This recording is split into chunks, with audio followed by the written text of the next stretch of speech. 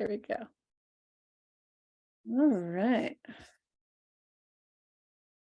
So we'll go back to the beginning. All right. So Alan, these are Hempcrete panels that this is how we're planning on doing it. Hempcrete can be made in place, but you have to let it cure before you can put an exterior finish on it. And originally we thought that's what we would do because it looked like the quickest process. But as our press is not coming till later than we thought, well, we can get the blocks made ahead of time for insulation, the Hempcrete block insulation made ahead of time, so that it can just be put up quickly after, and we don't have to wait for it to cure before we put the exterior finish on the home to seal it in for winter. So, and then actually, as we started looking into it, we learned that we can also get a more consistent insulation R value, more consistent product by doing it. So there's this little video here. This guy makes them commercially, and his mold design, I think, is really ingenious. So this is his video on the mold design. I'll just play a little bit of it. Oh, my sound's off. I actually make the Z panels. So I thought, hey, you know what? I will put together a quick video, just explain the process. So the first step is, of course, mixing up the hempcrete. And you can find a lot of information about this on the internet, but what I found out was that mortar mixers work a lot better than cement mixers when it comes to mixing hempcrete. So, oh, whoops, sorry. I was going to edit my slide because I have a fair cement. amount of people ask me how I actually make the Z panels. So I thought, hey, you know what? I will put together a quick video, just explain the process. So the first step is, of course, mixing up the hempcrete. And you can find a lot of information about this on the internet, but what I found out was that mortar mixers work a lot better than cement mixers when it comes to mixing hempcrete. So I have a little mortar mixer, and what I do is I measure out all of the materials ahead of time. And I'm very particular with the weight of every single material. So I measure it down to the 1/10 of a pound to make sure that every single Z panel is very similar and there's a lot of consistency between each unit. So I measure materials, I put it in the mortar mixer, and then I have my hempcrete mix. And then what I do is I take that hempcrete mix and I pour it into these forms. These forms are something that I created, nothing real special about it. The bottom is on wheels, so that makes it a little bit easier to Ours feel won't around be on wheels. the drying tunnel if need be. Otherwise, these sides, originally when I built this, I made the sides out of an MDF with like a just a laminated MDF, and that worked out pretty good. But I wanted something that was going to be more water resistant. You know, I don't want forms swelling up over time in case water makes its way past the waterproof laminate. So this is just like a composite trim board that is typically used to trim out a hole. So I'm going to give this a shot next, but this is something else I came up with. These are just little clasps that make it real easy for the whole form to come apart. So each corner has a little clasp. You take each one of these off, and then the whole form can come apart. So this can come apart, this can come apart, and we'll take it apart right now. But that made it so that I can reuse the forms, of course, and take them apart real easily and take the Z panel out of the forms very easily. So that is the forms really in a nutshell. One thing I should mention too, though, is that, of course, before I put the hempcrete in it, I actually have my fiberglass. Okay, he's going to talk about his fiberglass thing, and we're not planning on doing that, where we aren't trying to ship ours a long ways, and I'm hoping that we won't need that. Most hempcrete blocks are not made with fiberglass. He's trying to do a commercial business, but he has a lot of really cool things that he came up with. So Bill Sampson is going to make molds for us. He hasn't gotten to pricing it, but he has a design. There's his little diagram and his materials sheet, but he can make different sizes, or someone can make their own if they want to. But the idea there is they're interlocking, so that you don't have, an air gap for air to go through for thermal bridging, and that they are more secure on the house. So that's all really cool. And trying to think what else to say on that, but anyway, we're still working out details of that, and we don't know for sure how many we're going to need. So some of the questions Oh, on the production of making them, like, I don't think that it's going to take very long before you can take the mold off and the block will stay formed. And some of the commercial production ones, they actually sprinkle sand in the bottom of their form each time. So I'm actually wanting to try just putting the mold with the 4 sides, no bottom, out on the sand out here and pouring my hempcrete in and seeing if that's an adequate process for making them. And if it isn't, then I'll put them out on a tarp. But anyway, if it's I know we have a few days of good sunshine for them to start curing, and then we'll finish curing as needed. They need like 6 weeks to cure completely, I think, with the lime, but you want to get it down to a low enough moisture content before you seal it in, but they will probably be hard enough to be able to move around within a week or less. I would imagine significantly less with as hot as it is out here. Dry, wind dried. He was putting his through like a heat tunnel. I'm like, we won't have to do that if we're making him in the summer. So that's exciting. How much is going to be needed? So your R value on the hempcrete, come on in.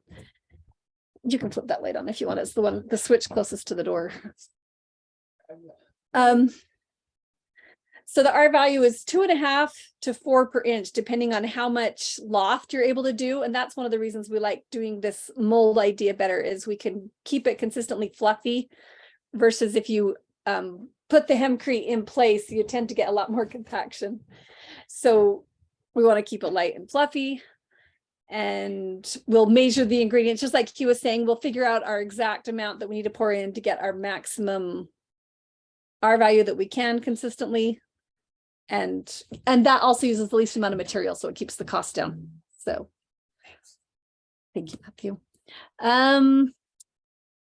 As far as the R value, if you're doing this with CEB, so this can be, it's used a lot of times with stick frame, and you'd need like a 12 to 16 inch, maybe even 18-inch thick panels. You'd probably be doing 2 panels that you sandwich around your stick frame so that you don't have any thermal bridging. But with the CEB, we need significantly less than that.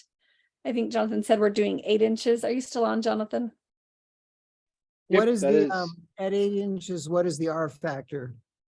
So it depends. Again, it's going to be somewhere between 20 and 32 without the CEB itself. So the thermal mass and basically that thermal mass plus that outside gives you an effective R value of like 80. Wow. So even with the hempcrete on the outside, the way you do your thermal mass basically can give you an R factor of like 80. And it's because I'm an engineer, I have issues with R value, so I'm always correcting people. But yes, That's fine. my requirement is I want a house to have enough thermal energy stored inside so that if things go wrong for 2 weeks, nothing freezes, even if it's 0 degrees outside the whole time.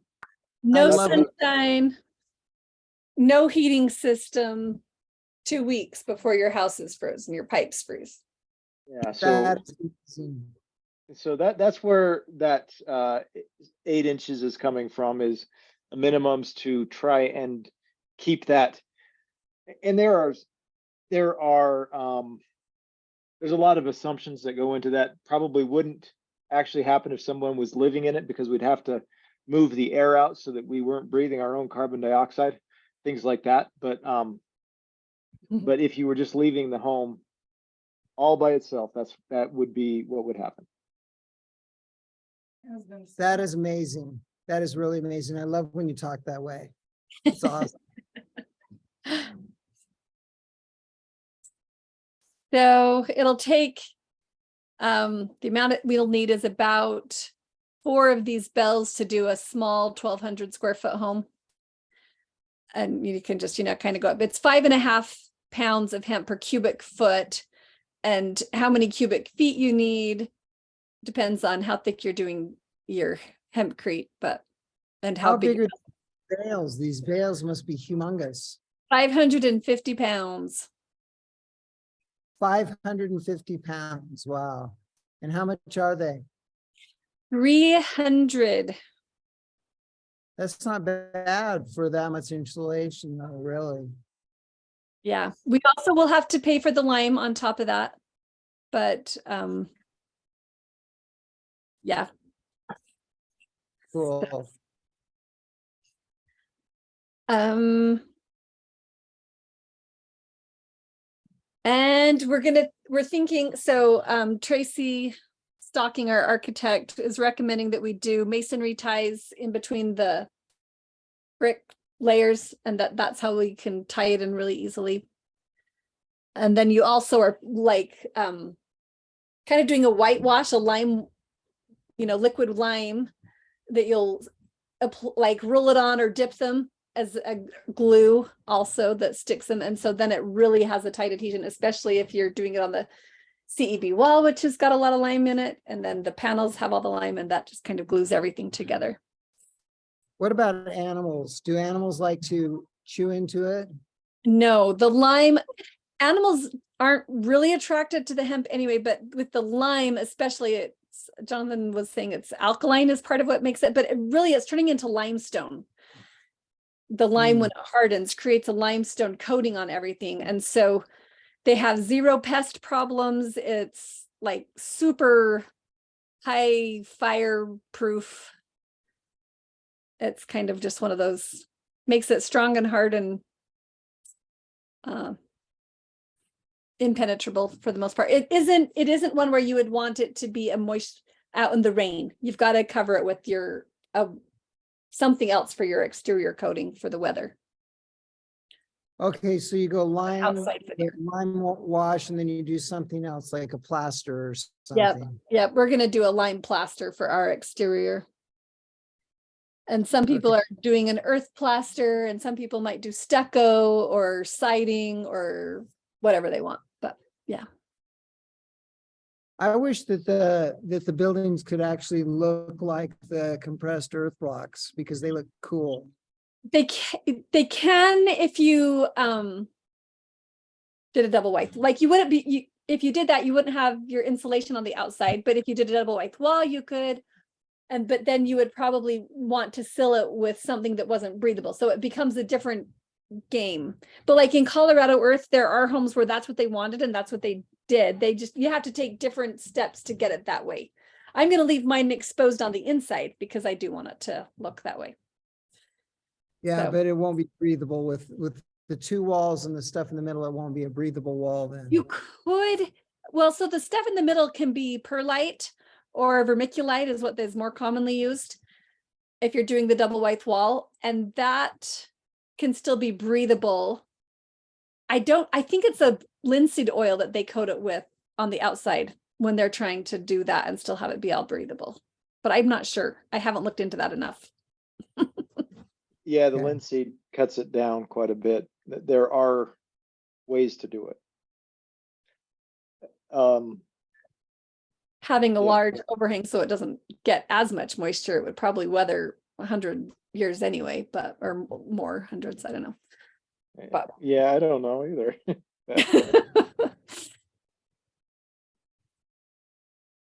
so lots to think about there on the choices. I agree though. I like the look of the brick. I know that in, India and Africa, they do leave it exposed a lot most of the time. And sometimes they paint it or something, but they're not worried about health benefits so much as just a house. So it kind of depends on what you're going for. Well, they have hot climates, but so they don't have the freezing, but they have the heat that probably radiates. Mm-hmm. Yeah, they do have the heat. Yeah, when you're talking about in India or Africa, they don't have to do insulation outside at all. So then it's easy to have it be exposed. But as far as, rain proofing it, they have it exposed all the time. So I don't know what they're doing as far as that. Okay, we went through that. So as far as making the block, we're still working on some of the systems. There's going to be experimenting with it once we get it here. We're kind of following everything we could glean from YouTube, but developing our own process. That's gonna have to happen once I have the hemp and lime here to start playing with. So what's the ETA on the machine? July. So that's part of why we're pushing the hempcrete now, is so we can make our insulation before we get it here. Our hope is that before we have the machine here, we have our foundation in place and our insulation blocks made, so that when the machine's here, we can focus on building those walls on these first few houses, and then the insulation won't take time later. So the storage of that, how are you going to store the hemp blocks? I probably will just put them under a tarp, because I intend to have them on the house before we get to the wet season. Okay. So, I mean, maybe if I'm really worried about it, I'll put them up on a pallet under a tarp, but I'll just be putting them under a tarp. For the flooding. Yeah, for the monsoon season, which does sometimes happen. So, Is anybody concerned about flooding this year because of all the snowfall? not out here. I don't think we are. Okay. Mount Vernon got a lot of snowfall, but when we've had the floods from it before, it's been more like 3 days in a row of rain when the ground was already saturated, and our ground was so dry. And I think they've determined that that's not going to be an issue for us, as far as I have heard. Okay. Yeah, that's been confirmed by a few people. So this is another process that someone can do if they want to, casting it in place, or they can do it even with a stick frame for the hempcrete. People use hempcrete with stick frame all the time. That's what that first guy that we're using, his ideas. His is all designed around stick frame homes. So But then the stick frame itself actually conducts the heat and the cool, right? and so they sandwich the 2x4, because you're doing like 12 or 16 or 18 inches of this hempcrete. If structurally you're okay with the 2x4, you don't even have to do the 2x6, because you don't need that extra depth for your insulation, because you're actually putting the insulation around the stick frame so that you don't have the thermal bridging issue. Oh, okay. Got it. So that's kind of one of the benefits to the hempcrete with the stick frame, is you can get rid of the thermal bridging. So oh, there's the bales. That's what So it'll and how many bales? Did you say 4 or 5? For a like 1,200 square foot house, about 12 bells, or 4 bells, sorry. Yeah, 4 bells. So there's like 5 houses or 6 houses on there or something. Yeah, it's 78 bells on there. So with small houses, it's quite a few. Yeah, so Yeah. that first section, the raised section of the bed, has 8 bales on it. Wow. Pretty cool. So when are you going to start doing the whole making the hemp blocks thing? So the orders for the hemp are due May 10th. I'll place the order with Bulk Hemp Warehouse on the 11th. I'm guessing it will be delivered within a week. They said it would be really fast turnaround. But maybe 2 weeks. I'm assuming I'll have it by June 1st, and then we'll start figuring out the process. And as soon as we feel like we have a consistent, okay, we like what we're doing, then we'll hold a workshop or plan a block making party. I'm planning in June to be trying to get all of the blocks, insulation blocks. That's my plan, is to have them all made before the press comes sometime in July. Okay. So, and people can do it on their own. I'm happy to do it with people. So there's details on if you want to order. That spreadsheet is in the group by spreadsheet link that's floats around with the ranch on Discord and whatever, but can email it or text it to you also if you want.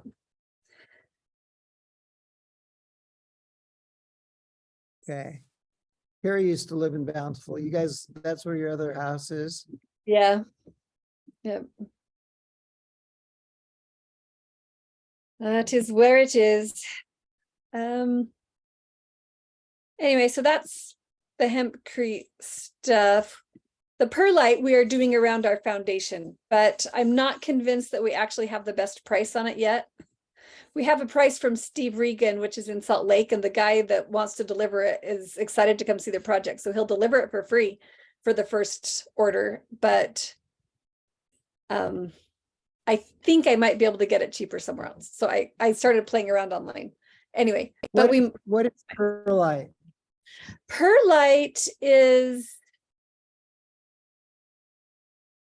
it's used in potting soil all the time. It's another insulative thing. So we're using it on the exterior of our foundation to insulate that, because we're really trying to get a house that doesn't require heating or cooling systems. Those are just bonus, but it will stay within a 10-degree temperature range all year round, even without a heater or a cooling system. Are you doing geothermal? Yes, kind of. What's it called, Jonathan? He's going to laugh at me because I've asked this like 5 times the last week. It's a battery system or a well system, a deep well. We are doing, we're using a lot of thermal mass down into the soil underneath our earthen floor, and we are using a geothermal water system that's going to be running water through the earth floor to heat that up. And we are going to be using some other options.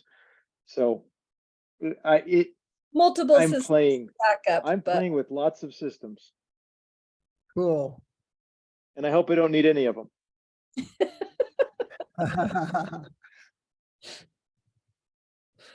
this is an engineering adventure.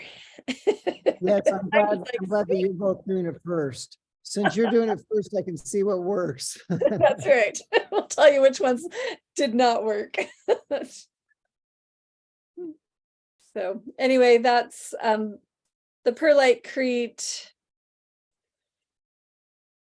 You end up doing about 4 to 6 inches of insulation outside. And some people are, instead of that deep well idea of thermal mass within their house, they're insulating under their floor. And you could do the perlite crete under the floor as well. So hempcrete isn't recommended for subterranean insulation, whereas the perlite mixed with Portland does just fine subterranean.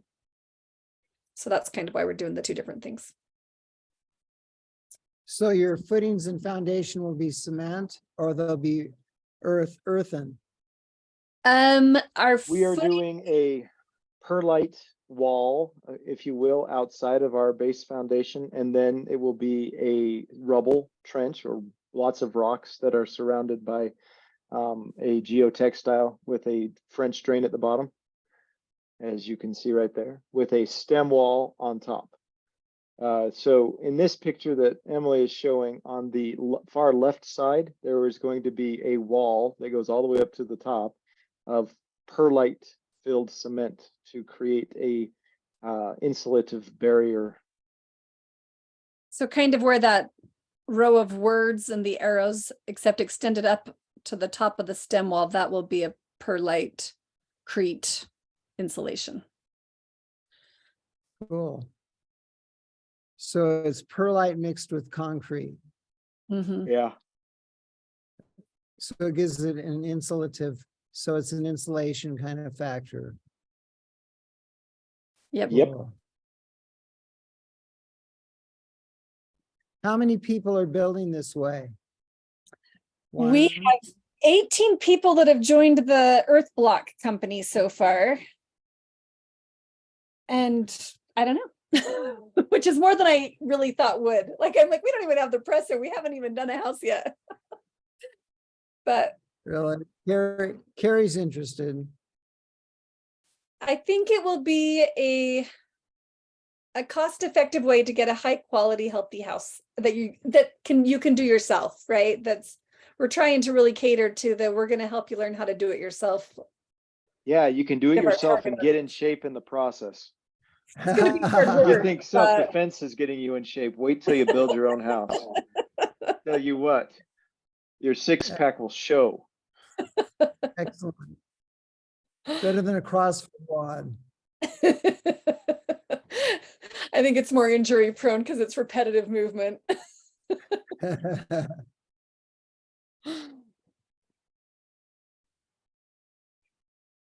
But Cool. those are what we're doing. So So any other that, questions? that was the presentation basically tonight. Yep. That's the short and sweet of it. There was lots of questions. I'm trying to think what other relevant questions were asked, Jonathan. There's a lot of discussion about what can go subterranean and how deep do you go and what do we need, what are we thinking about for what vapor barriers, and does it matter if you're underground? There was some discussion about how the thermal mass was flowing, the energy was flowing. There was some discussion about how many, well, how long it was going to take. Bill went through and described a little more about his mold that he's making, and how he's improved on what he thinks is going to work. And we had a discussion about how the hempcrete was made and what the ingredients are. And we talked a little bit about alternate ingredients to be put in. We talked about joining the hemp to the CEB wall, using nails, plaster, layer things. There's several ways that can be done. So yeah. Okay. Well, thank you. Thank you for staying on and letting me get through that. That was Yeah. awesome. It's good. Now we have a recorded version that we can post. I just didn't ask all the intelligent questions that everybody else did probably. Oh, you did. You did. And let's see here, Martin's jumped on really late. And if anybody else is still on and has questions, we are available. We turn into pumpkins in a half hour. Thank you. Absolutely. Thanks for joining. Bye-bye. Bye, Ellen.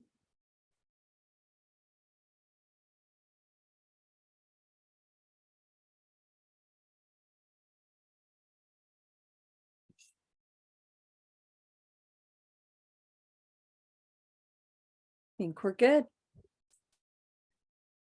All right. I love Sounds you. good. I love you. Talk to you in a little while. Okay.